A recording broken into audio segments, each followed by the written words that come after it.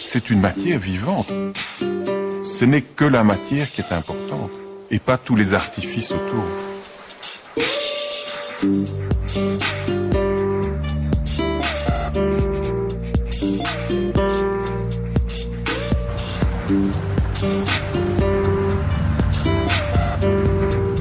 La vie de la plante du lin, c'est 100 jours, je dirais, de réflexion et d'observation.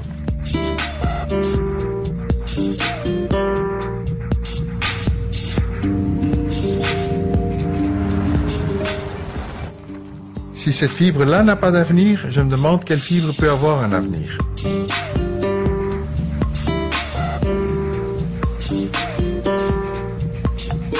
Ça demande de l'amour, le lin. Ça demande de le comprendre, genre, ne m'apprivoise pas qui veut. Hein. Le lin, c'est pas niais, quoi. Il y a un tas de matières qui sont niaises. Ah, c'est tout doux.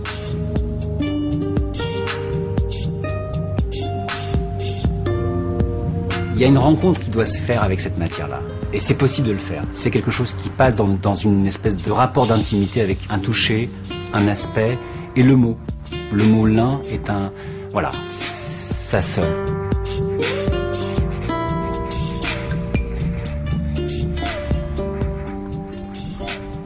Le lin pousse, je dirais, toute la région entre Caen et Amsterdam, toute la bordure littorale, proche de la mer, et le lin aime les faibles amplitudes thermiques et l'humidité, ce qui est très bon pour le bruissage du lin.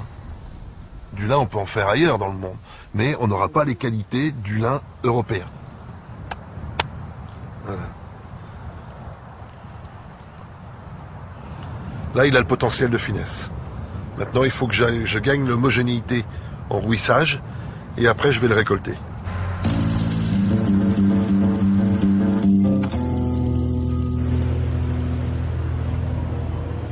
On ne fait pas du beau fil si on n'a pas du beau lin taillé, et on n'a pas du beau lin taillé si on n'a pas des belles plantes en plaine.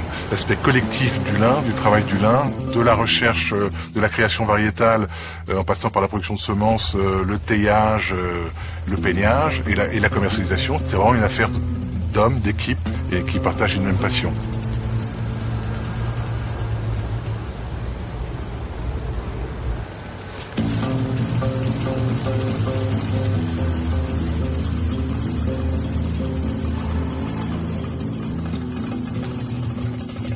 On est presque dans le bleu là. Hein. Là on parle d'un bleu parce qu'on a tout, on a la finesse, la solidité, l'homogénéité. C'est ça, c'est la clé du lin, c'est cette finesse là. Mais il faut aller la chercher cette finesse.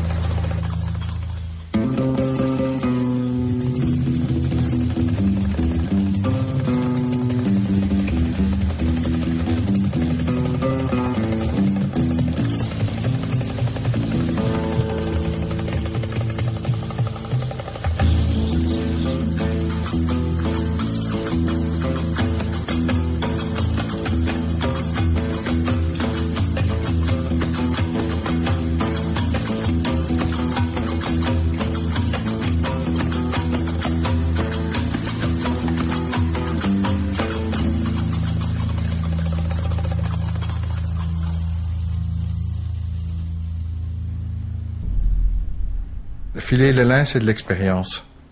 On donne au fond que un travail mécanique sur la fibre. On n'ajoute pas de chimie, on n'utilise pas d'huile à filer, rien du tout. Je tiens à cette fibre parce que j'y crois. C'est toute la filière au fond qui doit se mettre derrière l'avenir de la fibre.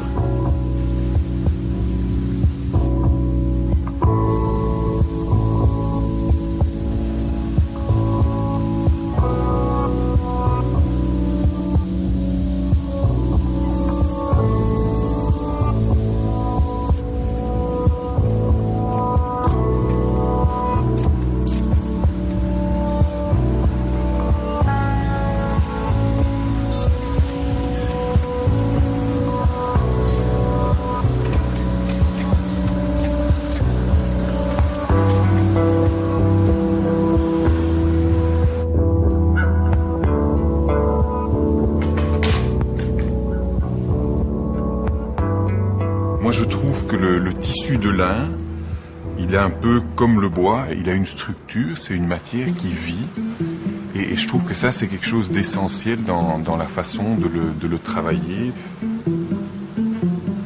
Ce que nous faisons, c'est par la recherche, par les nouvelles techniques de production, on parvient à faire des tissus qui sont tout à fait différents. Il était inimaginable d'aller enduire des tissus avec des coatings argentés ou avec des... Donc petit à petit, on parvient à le décliner de façon tellement différente, c'est que ça ajoute d'autres dimensions au produit.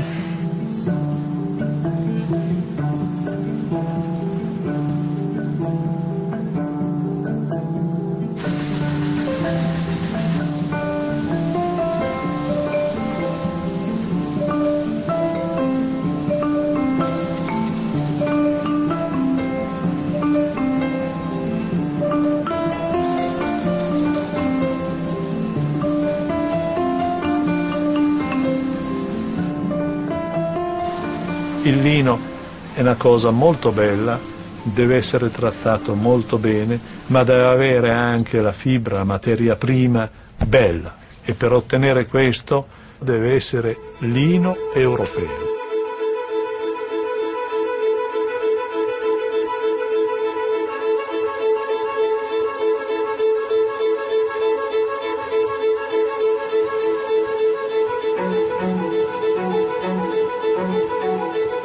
Il futuro del lino è un futuro che deve evitare la banalizzazione, non è una fibra che consente una massificazione del prodotto.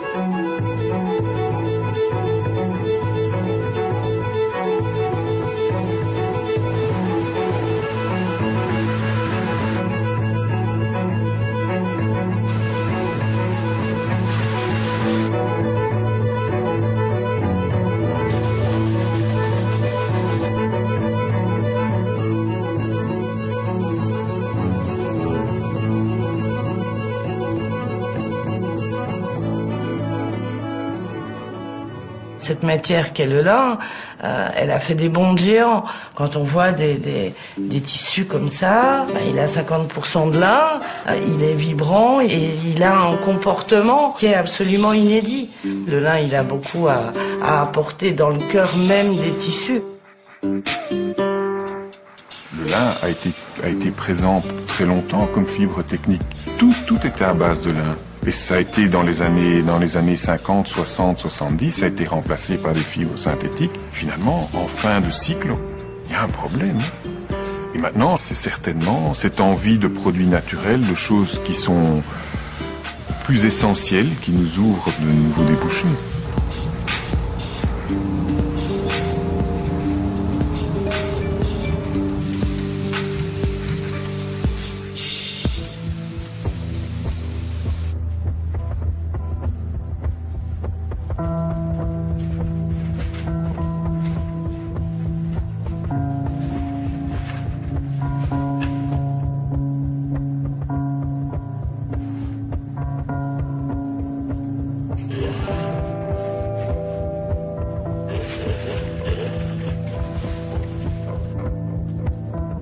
La première fois que j'ai vu du lin et cachemire, j'avais trouvé ça assez formidable, qu'il y avait quelque chose de tellement inattendu dans le toucher, et le fait de savoir qu'il y avait beaucoup de lin dedans et que c'était d'une grande douceur, c'était intéressant. Ou alors d'avoir des lins chauds, c'est-à-dire que des lins qui ont été grattés. Tout ça, c'est des choses qui amènent le lin vers quelque chose de différent, dans l'aspect, dans le toucher, dans le tombé. C'est aussi pour ça que ça en fait une matière d'excellence.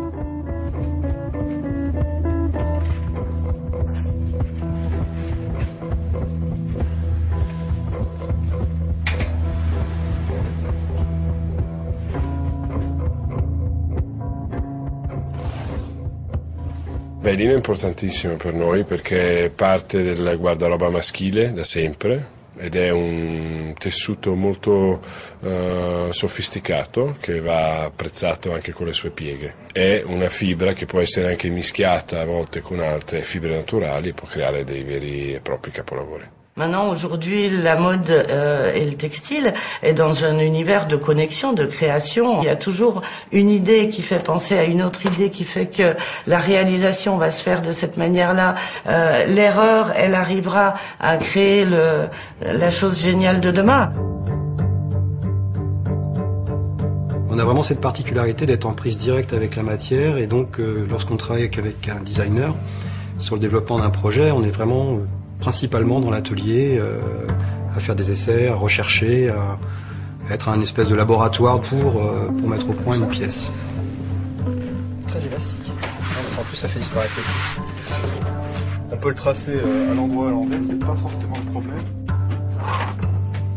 Il est toujours préférable de travailler avec des matériaux nobles, parce qu'en termes de fabrication et d'utilisation, on va passer moins de temps. Les choses vont glisser plus facilement.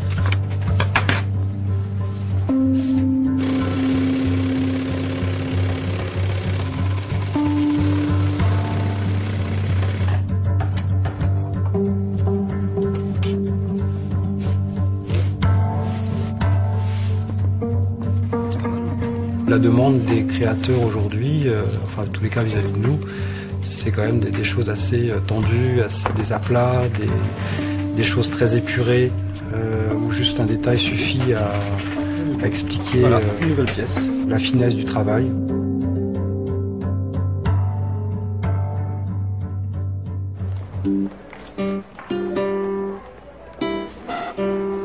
Chez nous, on veut que les gens touchent. Alors évidemment, il faut ranger tout le temps, mais c'est le plaisir d'un magasin tactile.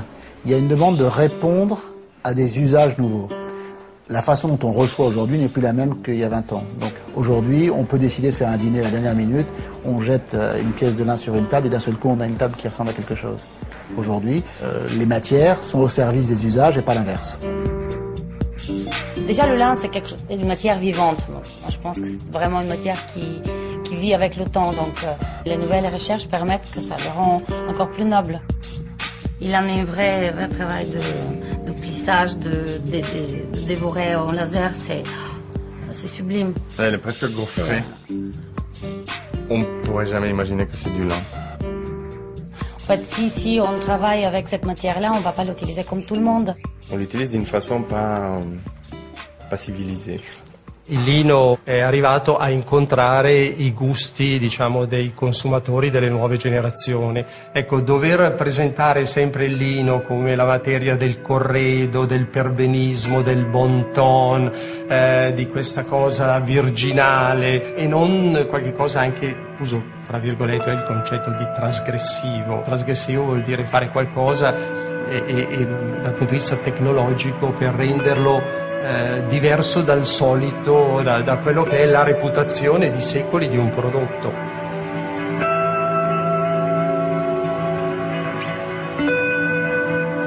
En ce moment, les désirs des consommateurs se tournent plutôt vers des valeurs d'éthique, de responsabilité, d'intelligence. Le lin est extrêmement intéressant parce qu'il est porteur justement de beaucoup de ces valeurs.